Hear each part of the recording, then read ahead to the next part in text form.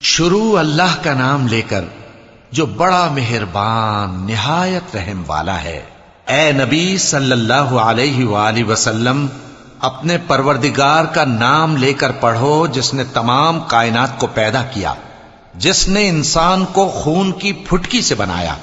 پڑھو اور تمہارا پروردگار بڑا کریم ہے، جس نے قلم کے ذریعے سے علم سکھایا اور انسان کو وہ باتیں سکھائیں جن کا اس کو علم نہ تھا، مگر انسان سرکش ہو جاتا ہے اس بنا پر کہ وہ اپنے آپ کو بے نیاز سمجھتا ہے۔ کچھ شک نہیں کہ سب کو تمہارے پروردگار ہی کی طرف لوٹ کر جانا ہے۔ کیا تم نے اس شخص کو دیکھا جو منع کرتا ہے، یعنی ایک بندے کو جب وہ نماز پڑھنے لگتا ہے؟ بھلا دیکھو تو اگر یہ راہ راست پر ہو یا پرہیزگاری کا حکم کرے تو منع کرنا کیسا؟ تو اس کا انجام کیا ہوگا؟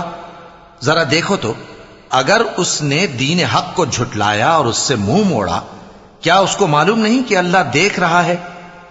دیکھو اگر وہ باز نہ آئے گا تو ہم اس کی پیشانی کے بال پکڑ کر گھسیٹیں گے، یعنی اس جھوٹے خطا کار کی پیشانی کے بال، تو وہ اپنے یاران مجلس کو بلا لے، ہم بھی دوزخ کے فرشتوں کو بلائیں گے۔ دیکھو اس کا کہا نہ ماننا اور سجدہ کرنا اور اللہ کا قرب حاصل کرتے رہنا۔ چونکہ آیت سجدہ تلاوت کی گئی ہے، لہذا سامعین پر سجدہ واجب ہے۔